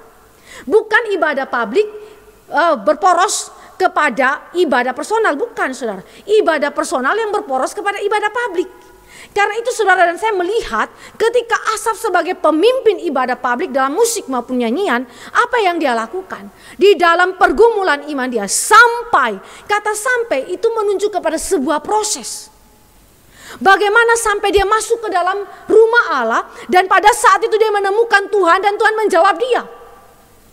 Seorang berkata, gap antara pergumulan Asaf yang dilakukan dengan sendiri, dengan otaknya sendiri, dia bergumul dengan pikirannya sendiri. Sampai dia berjumpa dengan Allah, ini ada sebuah gap. Kata sampai itu adalah sebuah proses. Nah sekarang saudara dan saya isi gap itu. Bagaimanakah proses itu Allah pimpin saudara? Seperti demikian juga Allah pimpin Asaf. Dalam pergumulan personalnya dengan kekuatannya sendiri Allah dorong dia masuk kemana? Ke ibadah publik. Di dalam ibadah publik dia berjumpa dengan Allah. Terjadi pengkoreksian terhadap pengakuan iman dia secara personal. Terjadi pengkoreksian terhadap cara pandang dia kepada hukum retributif Tuhan. Di mana? Di ibadah publik. Jadi saudara yang dikasih oleh Tuhan Yesus Kristus, ketika saudara dan saya bergumul di dalam iman kita, saudara tidak boleh mengabaikan ibadah publik.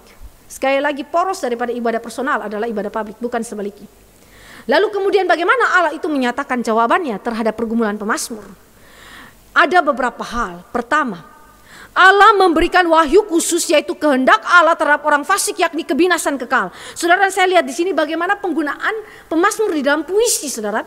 Ini sesuatu yang unik sekali. Tadi di dalam ayat yang kedua dia katakan, tetapi aku sedikit lagi maka kakiku terpleset, nyaris aku tergelincir. Nyaris, saudara, berarti belum tergelincir.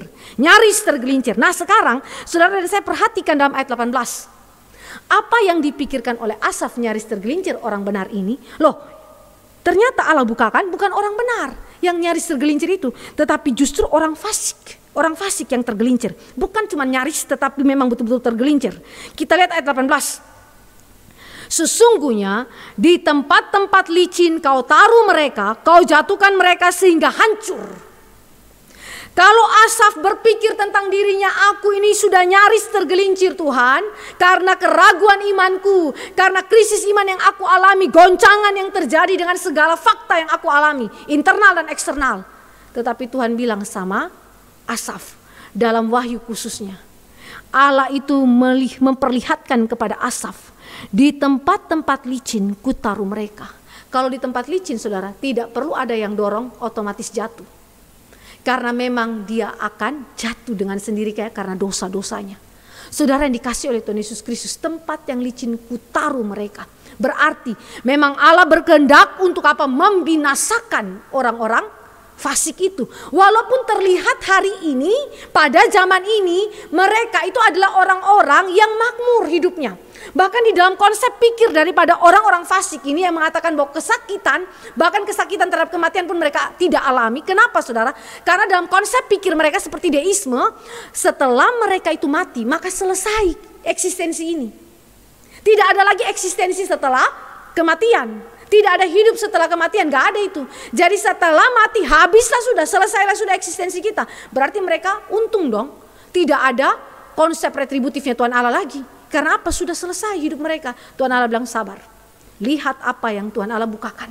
Allah bukakan kepada Asaf bahwa Allah berkehendak. Allah yang menaruh mereka di dalam jalan licin. Allah yang membiarkan mereka menikmati segala kelimpahan itu untuk apa? Untuk kebinasaan pada akhirnya. Jalan licin adalah sesuatu yang merupakan kenikmatan dunia ini yang lahir daripada dosa. Semuanya itu dinikmati, tetapi ujung akhirnya adalah kebinasaan. Saudara yang dikasih oleh Tuhan Yesus Kristus, Allah menghibur Asaf. Allah menghibur seorang yang frustrasi. Allah menghibur dan kemudian memberikan kekuatan kepada iman seorang yang sudah letih lesu, putus asa di dalam iman dia. Allah memberikan penghiburan. Lihat kepada kedaulatan Tuhan dalam penetapan dia. Orang fasik adalah untuk kebinasan kekal. Hukum retributif Tuhan tetap berjalan. Ini yang saya bilang, sudut pandang Asaf sempit. Tetapi Allah membukakan sudut pandang yang lebih luas lagi. Bagaimanakah pelaksanaan hukum retributifnya Tuhan yang tidak disadari oleh orang fasik pada waktu mereka mengalami kemujuran di dalam kesombongan dan di dalam segala kefasikan mereka. Mereka tidak tahu, mereka tidak menyadari itu. Tetapi Allah kasih tahu kepada orang benar supaya apa? Jangan cemburu, jangan iri hati kepada jalan orang fasik, tetapi apa? Setialah di dalam jalan orang benar sekalipun mengalami banyak penderitaan. Kedua, Allah tidak saja memberikan wahyu khusus terkait dan kehendak Allah bagi orang fasik di dalam kekekalan nanti.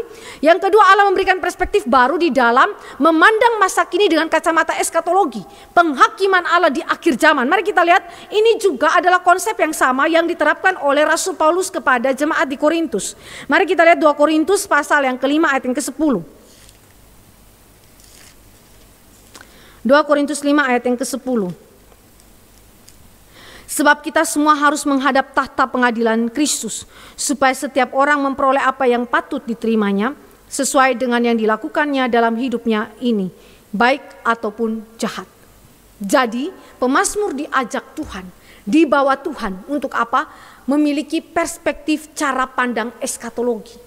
Hidupmu hari ini adalah hidup yang dideterminasi bukan saja oleh segala doktrin-doktrin pengajaran-pengajaran yang kita mengerti, tetapi juga oleh konsep eskatologi yang akan datang, yang saudara dan saya akan alami di dalam berkat kelimpahan kesempurnaan shalom Allah yang digenapi di dalam akhir zaman ketika Yesus Kristus datang kedua kali.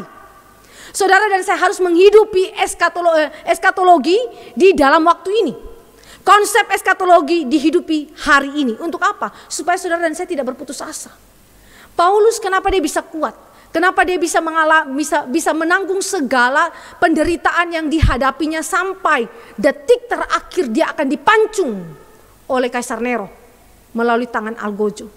Karena ada konsep eskatologi yang menjadi kacamata dia. Dia tahu akhir daripada kehidupan dia adalah hidup yang kekal. Dia tahu akhir daripada kehidupan dia adalah berkat sorgawi Allah, terutama berjumpa muka dengan Allah. Jadi saudara yang dikasih oleh Tuhan Yesus Kristus, bagaimanakah kita kuat hari ini? Saudara dan saya mengingat kepada konsep eskatologi. Ajaran pemahaman yang bukan saja berkaitan dengan urusan hidup hari ini, tetapi juga berkaitan dengan hidup yang akan datang.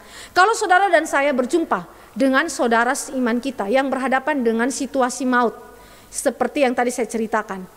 Orang tua salah satu dari vikaris kami yang mengalami corona dan meninggal dunia. Apa yang menjadi penghiburan dan kekuatan kita? Satu hal yang menjadi penghiburan saudara, saya sudah dengar beberapa kesaksian dari orang percaya yang meninggal dunia, dari keluarganya. itu termasuk adalah Pendeta Bayu. Itu adiknya yang meninggal dunia, bersyukur sekali meninggal di dalam Tuhan. Mereka berkata mereka sedih karena adik mereka, ya, orang terdekat mereka mengalami kematian karena corona. Tetapi ada satu kalimat yang begitu penting, yang bagi saya itu menjadi kunci penafsiran terhadap kehidupan daripada orang bersangkutan. Yaitu apa? Meninggal di dalam kepercayaannya, iman dia kepada Allah. Ini penghiburan. Penghiburan bukan saja dimiliki oleh orang yang meninggal itu, bahwa setelah dia mati dia akan berjumpa dengan Kristus, mengalami hidup yang kekal. Segala doktrin yang diajarkan hari ini tentang eskatologi dia alami di dalam penggenapannya.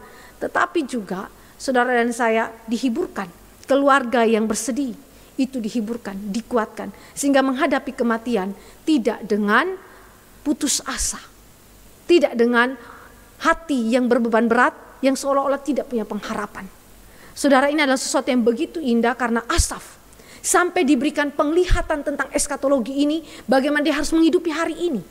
Kenapa saudara? Karena konsep yang tadi saya katakan, orang fasik berkata eksistensi mereka sudah selesai. Ya, seolah-olah hukum retributif Allah tidak bekerja. Tetapi Allah berkata itu tetap bekerja dengan cara umat Allah tetap memiliki konsep pandang yang benar, cara pandang yang benar, eskatologi. Bahwa hari ini Tuhan tetap menjalankan penghakimannya. Dan kalau hari ini pun orang fasik itu tidak mengalami penghakiman Allah, dia tidak akan pernah lolos daripada penghakiman Tuhan. Di mana? Di akhirat nanti. Ini adalah sesuatu penghiburan. Ketika saudara dan saya mungkin berjumpa dengan ketidakadilan yang terjadi dalam kehidupan gereja Tuhan, yang dilakukan oleh pemerintah, yang dilakukan oleh orang-orang fasik secara individual, saudara punya penghiburan ini. Mereka bisa memiliki kekuasaan, kemuliaan, kebesaran di bumi ini, tetapi mereka tidak akan pernah lolos daripada penghakiman Allah di dalam akhirat. Hari ini mungkin mereka akan lolos daripada penghakiman Allah, tetapi akhirat nanti mereka tidak akan pernah lolos. Ini menjadi kekuatan kita dan penghiburan kita, supaya apa? Setia kepada Allah di dalam jalan orang benar dan bukan jalan orang fasik.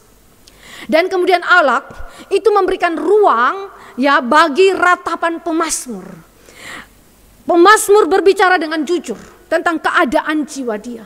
Dia sampaikan itu kepada Allah di tempat kudus Allah. Dia berjumpa dengan Allah di sana dan dia bicara dengan jujur kepada Tuhan. Saudara, Michael Card itu berkata begini, ratapan membuat pintu terbuka, menjaga pemazmur tetap berada dalam arena yang dikehendaki Allah, yaitu tetap setia kepada Allah dan firman-Nya. Saudara yang dikasih oleh Tuhan Yesus Kristus, anehnya untuk kemudian menghubungkan gap jembatan antara hukum retributif Allah dengan pertanyaan mengapakah orang benar itu menderita, Allah beri tempat ratapan. Allah beri ruang ratapan. Itu adalah jembatannya. Allah kasih tahu, merataplah kepada Tuhan. Itu adalah pintu yang terbuka yang membuat umat Allah tetap berada dalam track yang dikehendaki Tuhan. Saudara yang dikasih oleh Tuhan Yesus Kristus, nanti kita akan lihat bagaimana Allah kemudian menjawabnya dengan lebih detail lagi. Saudara, saya melihat di sini ratapan menjadi sesuatu yang sangat-sangat dibukakan oleh Allah bagi umatnya. Jadi saudara jangan sungkan datang kepada Allah dan berbicara kepada Dia, meratap, menangis di hadapan Dia. Dan ratapan merupakan suatu pelampiasan frustrasi, Michael Card berkata. Saudara, wadah yang tidak ada pada orang fasik ketika mengalami stres dan frustrasi, yang akhirnya membawa mereka ujung akhirnya kepada kebinasan kekal, adalah tidak adanya wadah ratapan. Wadah ratapan yang bukan saja bergumul dengan diri sendiri atau bergumul dengan persoalan hidup, tetapi bergumul dengan Allah kita, dengan pribadi Allah kita, kebenaran yang hidup itu. Allah kasih apa? Wadah ratapan. Itu tidak ada pada orang fasik. Karena itu saudara dan saya berjumpa dengan banyaknya frustrasi kehidupan yang ada di dalam muka bumi ini. Tetapi sekali lagi mereka tidak dapat penyelesaiannya kecuali sampai mereka mendapatkannya di dalam Tuhan. Di dalam Tuhan. Kecuali di dalam Tuhan tidak ada penyelesaian daripada seluruh pergumulan manusia. Jadi ratapan adalah wadah yang Allah siapkan untuk apa? Pelampiasan frustrasi. Saudara boleh mengutarakan frustrasi saudara. Saudara boleh mengutarakan segala depresi yang saudara dan saya alami. Boleh, silakan saudara sampaikan kepada Tuhan kita. Dia terbuka. Seperti yang saya katakan minggu yang lalu. Kirbat Allah itu selalu tersedia untuk menampung air mata saudara. Karena apa? Karena memang Dia menyediakan bagi kita. Ratapan adalah wadah pelampiasan frustrasi orang-orang percaya. Karena tidak, orang percaya kenapa frustrasi? Karena tidak memiliki pemahaman yang lengkap akan kedalaman dan dimensi hubungan dengan Allah berdasarkan hesed. Hesed itu adalah kasih kekal Allah. Kebaikan kekal Allah bagi umatnya. Gak ngerti. Tuhan bilang apa? Meratap. Supaya aku memberitahukan kepadamu bagaimana menyelesaikannya. Saudara yang dikasih oleh Tuhan Yesus Kristus, bukankah hal yang sama saudara dan saya juga bisa alami? Kita meratap, Allah itu baik, tetapi mengapa saya menderita? Mengapa orang terdekat saya menderita? Mengapa orang percaya mengalami kutukan, tanda petik, seperti orang fasik? Allah berkata, merataplah kepada dia. Dia akan memberitahukan kepada saudara bagaimana menyelesaikannya. Dan ketiga, ketika pemazmur datang berjumpa dengan Allah di tempat kudusnya, apa yang dia renungkan? Dia seperti kilas balik ya, di dalam pikirannya itu seperti kilas balik segala sifat-sifat Allah. Merenungkan karakter Allah, merenungkan sifat-sifat Allah yang maha baik. Saudara, ketika kita merenungkan sifat-sifat Allah yang maha baik, saudara dan saya bisa berjumpa dengan ciptaannya, saudara bisa berjumpa dengan hukum-hukum Allah, saudara bisa berjumpa dengan banyak hal yang bisa menjadi argumentasi yang cukup kuat untuk menunjukkan bahwa Allah itu baik. Saudara, pemazmur berjumpa dengan Allah bukan saja di dalam ibadah publik, bukan saja dengan mendapatkan pewahyuan khusus, perspektif baru, dan mendapatkan ruang ratapan di hadapan Allah, tetapi juga merenungkan pribadi Allah. Saya tidak tahu sampai berapa lama saudara itu punya waktu merenungkan pribadi Allah. Kadang kita merenungkan pribadi Allah kan di dalam situasi-situasi yang dibentuk, entah itu melalui konteks gereja kita di dalam wadah PA atau wadah-wadah yang lain, ataukah di dalam kewajiban-kewajiban rohani kita lainnya seperti saat teduh atau bentuk-bentuk disiplin spiritual lainnya. Tapi saudara, merenungkan sifat-sifat Allah itu bukan hanya di dalam kondisi-kondisi tertentu. Alkitab berkata di dalam kitab Ulangan, perenungan akan pribadi Allah, karya Allah, firman-Nya itu terjadi tiap saat, tiap detik. Entah engkau bangun, entah engkau berjalan, entah engkau berdiri, entah engkau melakukan apa saja. Alkitab berkata, renungkanlah dia. Renungkanlah dia. Makin saudara merenungkan akan dia, makin terusirlah frustrasi saudara. Ini bukan sekali lagi mengabaikan frustrasi saudara atau seolah-olah menidurkan pergumulan kita, tidak. Tapi karena saudara dan saya melihat bahwa sifat-sifat Allah adalah berkaitan langsung dengan pribadi Allah. Dan ketika kita berkaitan dengan pribadi Allah secara langsung, kita kemudian melihat dia adalah Tuhan yang hidup, yang bekerja dalam kehidupan kita. Dia bukannya Allah yang mati. Saudara dan saya ketika melihat akan hal ini, saudara, ketika kita memperhadapkan diri kita langsung dengan bukan karakter Allah saja, tapi diri dia yang adalah Allah yang hidup, saudara, menjadi sesuatu yang sangat-sangat menyentuh jiwa kita dan memulihkan luka batin kita, memulihkan kerusakan-kerusakan pada pemahaman berpikir kita, memulihkan segala situasi yang menjadi kecacatan berpikir kita mengenai Allah kita. Itu adalah sesuatu yang sangat-sangat amat indah. Misalnya, saudara punya konsep Allah itu adalah Bapa yang baik. Saudara, untuk mengerti Allah itu Bapa, Dia kasih kita pergumulan hidup. Israel mengerti bahwa dia adalah anak Allah, bahwa Allah adalah Bapa melalui 40 tahun pengembaraan, hidup yang penuh dengan kesukaran. Tapi di saat yang sama, kebapaan Allah itu dinyatakan, sehingga di dalam kitab Ulangan berkata, Allah telah menghajar engkau seperti Bapa menghajar anak-anaknya, supaya engkau rendah hati dan mengakui Allah sebagai Bapamu. Saudara yang dikasih oleh Tuhan Yesus Kristus, Allah mengasihi kita. Karena itu saudara, dia ingin saudara merenungkan dia. Ketika saudara merenungkan akan dia, merenungkan segala perbuatan-perbuatannya, cinta kasihnya bagi kita, otomatis saya katakan, kerusakan pemahaman tentang dia, kecacatan relasi kita dengan Tuhan dipulihkan oleh Allah. Karena dia adalah Allah yang hidup, yang mengasihi kita. Kedua, ketika kita berjumpa dengan titik balik hidup daripada pemazmur, kita juga melihat bahwa di dalam pengakuan iman pemazmur, dia berkata bahwa Allah adalah jawaban daripada pergumulan iman dia. Kita lihat di dalam ayat yang ke-25. Siapakah gerangan ada padaku di sorga selain engkau? Selain engkau tidak ada yang kuingini di bumi. Tadinya dia hampir saja terjebak dengan segala nasihat, ajaran, pola hidup daripada jalan orang fasik. Sekarang di dalam pemulihan imannya dia berkata hanya Allah. Hanya Allah dan tidak ada yang lain.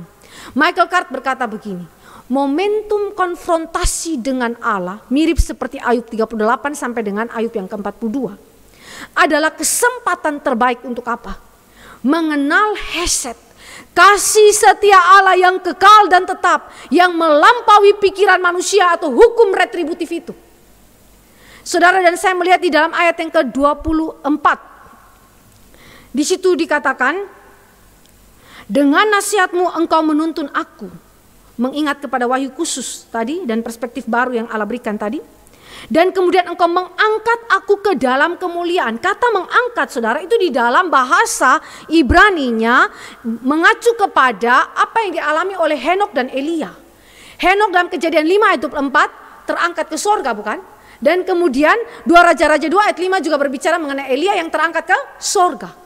Jadi apa maksudnya, saudara, kalimat ini ketika dikatakan bahwa engkau mengangkat aku ke dalam kemuliaan? Pemazmur dibawa oleh Allah melihat dan memahami dengan jelas pimpinan Allah dan kehadirannya dalam hidup pemazmur dan setiap umat Allah lainnya dalam dunia ini, bahkan sampai kepada kematian pun Allah tetap menyertai umatnya. Saudara, apa yang diberikan? Sudut pandang sorgawi. Tadinya apa? Kacamatanya cuma lihat dari kacamata manusia saja, horizontal saja. Sekarang Allah mulai membawa dari sudut pandang sorgawi. Ya, mengangkat aku ke dalam kemuliaan. Dan saudara tahu kata kemuliaan merujuk kepada manifestasi kehadiran Allah yang khusus di dalam kemah suci. Saudara ingat, ketika kemah suci didirikan, kemuliaan Allah nampak di dalam awan. Bait suci didirikan, kemuliaan Allah nampak di dalam awan. Ketika Yesus Kristus datang ke dalam dunia, dikatakan bahwa kemuliaan Allah telah nampak di dalam diri Yesus Kristus. Saudara yang dikasih oleh Tuhan Yesus Kristus, maka apa yang dilihatnya? Ketika dia diangkat dalam kemuliaan, dia lihat apa dari sana? Pertama, dia lihat Allah. Yang kedua, dia memiliki sudut pandang surgawi. Saudara yang dikasih oleh Tuhan Yesus Kristus, Allah seolah-olah menyadarkan, mengguncangkan punggung ataupun bahu daripada si pemazmur. Lihat dari cara pandang aku. Sadar, lihat dari cara pandang aku. Lihat pimpinanku, lihat kehadiranku dalam kehidupan daripada umat Allah. Cara kerjaku, lihat dari sudut pandang Tuhan. Tetapi juga di sisi yang lain, sampai kepada kematian. Sebagaimana Elia mengalami kemuliaan, sebagaimana Henok mengalami kemuliaan. Orang-orang percaya sekalipun mengalami kematian, dia akan mengalami kemuliaan. Kemuliaan, saudara. Jadi ini adalah sebuah penghiburan. Jadi orang percaya seperti Asaf melihat hesed Tuhan. Kasih setia Tuhan yang begitu kekal dan tetap bagi umatnya sekalipun umatnya ada dalam penderitaan.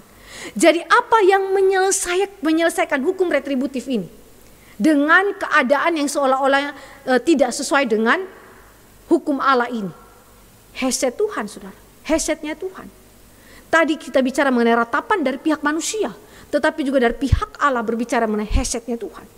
Allah adalah satu-satunya yang menyelesaikan itu. Kasih dia kepada umat Allah yang tidak pernah berkesudahan. Pimpinan dia, nasihat dia tidak pernah berkesudahan. Sampai kepada kematian umat Allah, dia tetap menyertai umat Allah. Heset Allah yang kekal itu.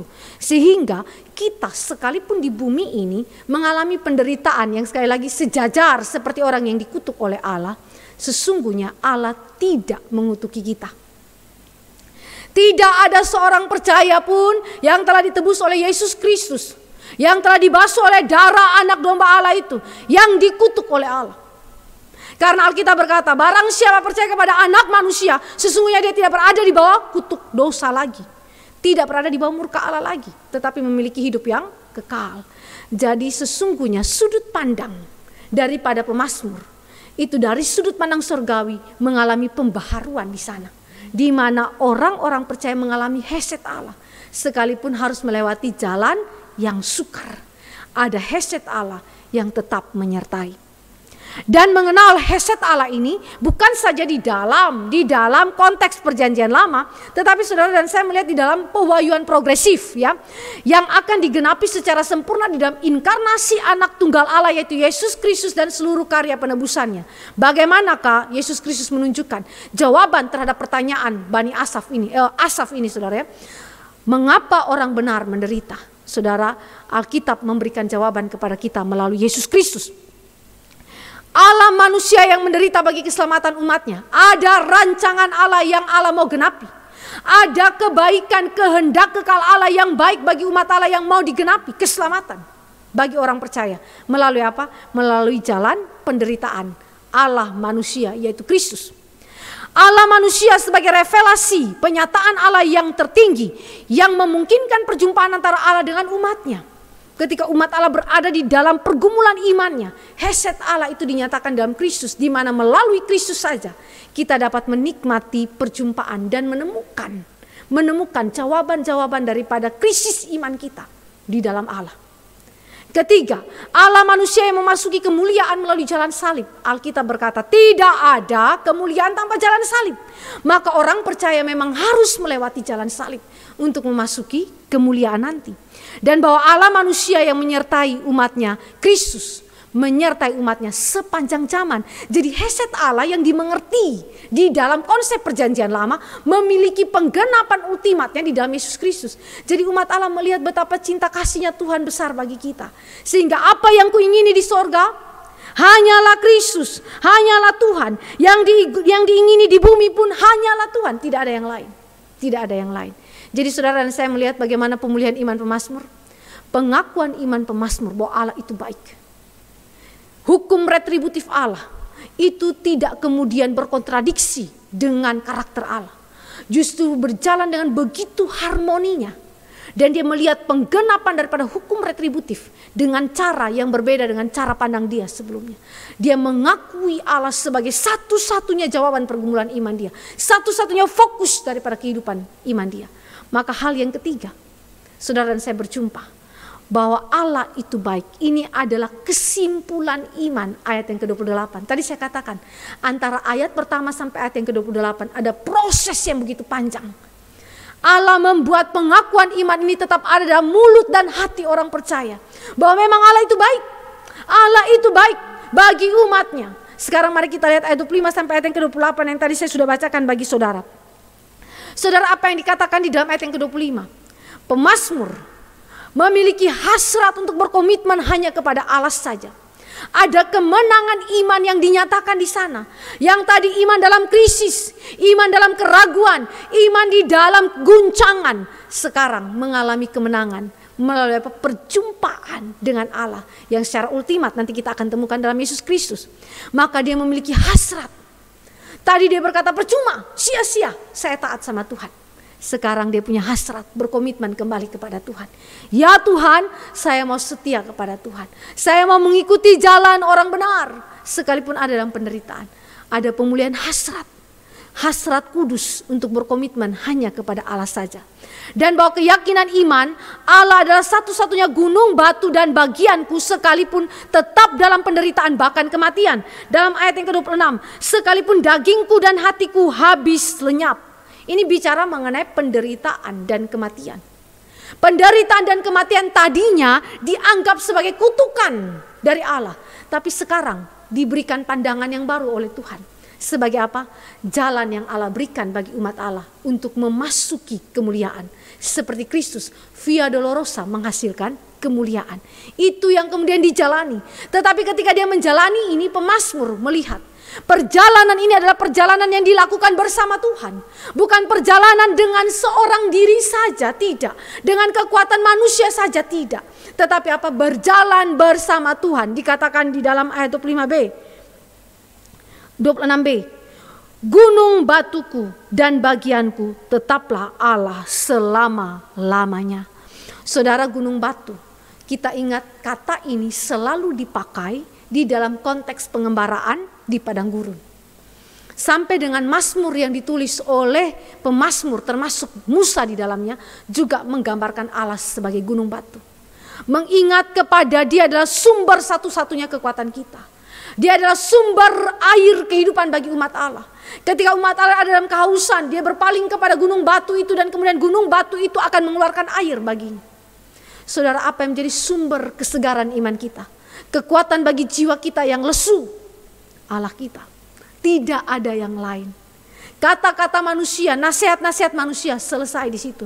Tetapi Allah kita adalah kekuatan yang menghibur jiwa kita, kedalaman hati kita. Dia kenal kita, maka dia menghibur kita, menguatkan kita untuk berjalan di dalam kesengsaraan, penderitaan, sampai kepada kematian untuk memasuki kemuliaan. Dan dikatakan bahwa Allah itu bagianku. Bagianku ini adalah istilahnya porsiku. Dalam bahasa Ibrani yang mengacu kepada Allah sebagai yang terutama dalam kehidupannya, bukan harta dan bukan diri sendiri atau hal yang lain. Kita ingatin dalam Ulangan 10 ayat 9 mengenai orang Lewi yang dikhususkan bagi Allah. Dia tidak mendapatkan tanah, pembagian tanah Kanaan, tetapi dia mendapatkan Allah sebagai porsi, bagian utama dalam kehidupannya. Dan itu yang dikatakan oleh pemazmur. Tidak ada yang lain Tuhan yang aku ingini di bumi dan di sorga. Hanyalah Tuhan saja. Jadi saudara, saya melihat mengenai betapa Tuhan memberikan keyakinan iman daripada seorang pemazmur yang pernah mengalami guncangan, krisis iman, keraguan iman di dalam sebuah keyakinan yang teguh. Dan kemudian kita juga melihat kemenangan iman ini ada di dalam pengertian baru ya. Sebagaimana tadi saya katakan, pengertian baru mengenai cara Allah menjalankan hukum retributifnya, di mana Gleason Acker itu yang mengatakan begini. Acker bilang begini, problema kepedihan dan penderitaan dalam kehidupan orang saleh harus dijawab dengan 3 rangkap jawaban. Apa itu? Allah itu tetap kasih, hesetnya itu tidak berubah sekalipun tidak selalu mencurahkan berkat kepada kita. Saudara, ini adalah sebuah penyelesaian daripada pertanyaan tadi ya. Mengapakah orang benar itu menderita? Kita ingat heset Tuhan tetap berlaku kepada kita sekalipun tidak selalu dia mencurahkan berkat bagi kita.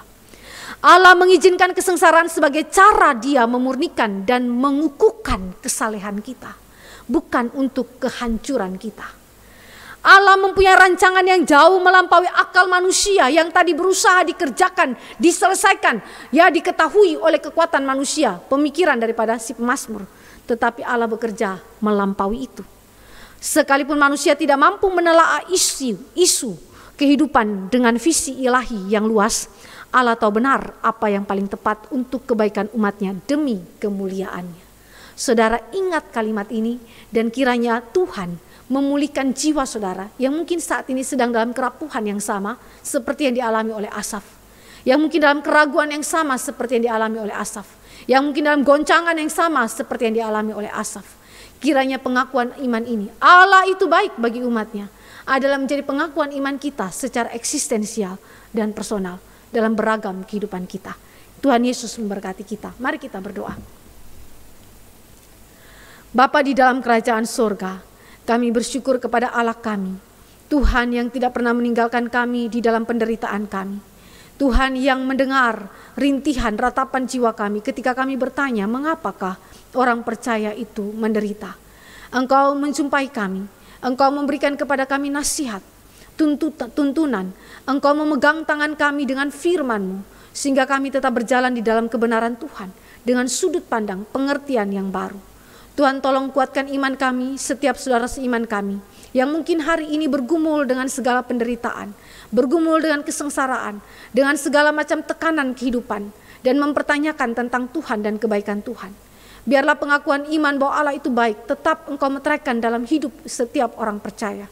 Engkau yang memproses setiap orang percaya dengan cara Tuhan, sampai kepada kesimpulan akhir iman mereka bahwa memang Allah itu tetap baik. Dia adalah Allah yang kasih kekal adanya bagi setiap umat pilihan. Terima kasih Bapa di sorga. Dalam nama Yesus Tuhan kami berdoa dan menaikkan syukur. Amin. Baik, ada pertanyaan yang sudah masuk.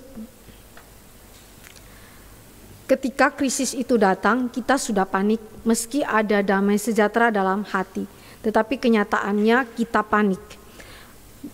Bapak Ibu yang dikasihi oleh Tuhan Yesus Kristus, ketika kita berbicara mengenai krisis dan kepanikan, ini adalah sesuatu yang secara manusiawi pasti akan terjadi kepada kita yang adalah manusia terbatas.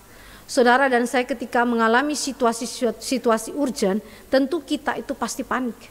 Dalam segala pertimbangan atau hitungan-hitungan kita, pasti saja kita panik. Tetapi sekali lagi saya mau menegaskan mengenai hal ini. Di dalam kepanikan sekalipun, ada satu yang saudara dan saya harus ingat mengenai kebersandaran total kita kepada Allah kita. Saudara dan saya dipimpin, dipegang tangannya oleh Tuhan kita. Allah kita adalah Allah yang tidak pernah meninggalkan kita. Satu saat saya kasih kesaksian ketika saya melayani di Kalimantan. Situasi urgent terjadi dalam salah satu daripada jemaat kami. Jadi kakek ini dia sudah mengalami kondisi yang memang betul-betul terdesak, dan kalau tidak segera dibawa ke rumah sakit dia mengalami kemungkinan kematian ataupun cacat yang lain. Dan dalam situasi seperti itu semua panik, semua tidak bisa buat apapun, dan waktu minta ambulans pun susah dapat. Jadi memang situasi itu situasi yang betul-betul antara mati atau hidup lah. Seorang jemaat kami, yang ini istri daripada kakek ini, dia bilang begini, kita punya waktu sebentar enggak ya? Karena semua sudah siap-siap mau bawa kakek ini ke rumah sakit, tapi juga enggak kunjung datang ini ambulans dan enggak tahu bagaimana cara bawa ke sana. Semua pada panik dan segala suatu usaha dilakukan untuk menyelamatkan si kakek. Tiba-tiba si nenek ini bilang begini, istri daripada kakek ini, ada waktu enggak kita berdoa? Terus semua bilang, kita berdoa? Kenapa harus berdoa? Ini sudah panik, ini butuh pertolongan medis. Dia bilang, ambil waktu sedikit saja kita berdoa. Semua betul-betul tidak setuju pada waktu itu, karena mereka hanya memikirkan ini kakek segera ditolong, tetapi secara medis tentunya. Lalu nenek ini bilang, ayolah kita berdoa sebentar aja. Akhirnya nenek ini memimpin doa terhadap suaminya. Juga semua orang yang ada di situ ikut berdoa, walaupun hati antara mau berdoa dan tidak berdoa. Jadi kondisinya panik sekali. Jadi mereka berdoa dipimpin oleh nenek istri daripada kakek ini. Setelah berdoa, apa yang terjadi? Mereka begitu yakin bahwa Tuhan menyertai segala situasi yang apa saja yang mungkin terjadi atas kakek ini. Entah itu kakek ini akan hidup atau kakek ini akan mati. Tapi melalui doa sang nenek ini, Tuhan memimpin sehingga jiwa mereka yang tadinya begitu panik, Tuhan buat sesuatu hal yang betul-betul damai, ada keteduhan, ada pengharapan kepada Tuhan. Yang tadinya berbanding terbalik dengan kepanikan mereka. Lalu setelah dibawa ke rumah sakit, ditangani secara medis, akhirnya kakek bisa selamat. Kita tahu bahwa memang tidak selamanya Tuhan memberikan hidup bagi orang yang ada dalam masa kritis. Ada juga waktu di mana Tuhan memanggil pulang melalui masa kritis itu. Tetapi poin saya di sini adalah situasi kepanikan itu dapat terjadi kepada kita sebagai orang-orang yang adalah manusia biasa, termasuk orang percaya. Tapi ada satu hal yang saudara dan saya tidak boleh lupakan, yaitu kehadiran Tuhan. Ambil waktu doa sejenak, pengharapan kita kepada Tuhan. Walaupun saudara mungkin tidak dengan bertelut, ya tidak dengan postur tubuh berdoa, tetapi jiwa kita naik kepada Tuhan, meminta pertolongan Tuhan. Baik, itu saja jawaban dari saya. Apakah ada pertanyaan dari antara kita di sini? Kita berdoa. Tuhan, benar bahwa Engkau adalah sumber kekuatan kami, penghiburan dan pengharapan bagi jiwa kami, yang saat ini mungkin berada dalam situasi yang rapuh, karena beragam keadaan kami yang penuh dengan penderitaan dan kesukaran. Biarlah pengharapan dan cinta kasih Allah yang tetap ini terus Engkau meteraikan dalam hidup kami. Jangan biarkan kami luput daripada kasih Tuhan ini. Biarlah Engkau menghibur kami, kekuatan kami, gunung batu kami, sandaran kami. Biarlah Engkau terus mengokohkan iman kami dalam beragam situasi hidup kami. Terima kasih Bapa di surga. Dan pada malam hari ini kami juga menyerahkan persembahan yang kami berikan kepadamu. Kiranya Engkau menguduskan persembahan ini. Berkati persembahan ini sehingga melaluinya kami dapat menggunakannya bagi pekerjaan Tuhan di MRI Depok, bagi hormat kemuliaan nama Tuhan.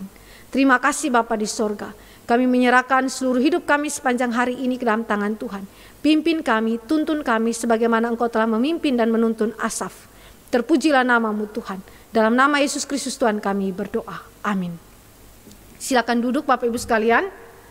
Ibadah kita sudah selesai. Tuhan Yesus memberkati kita.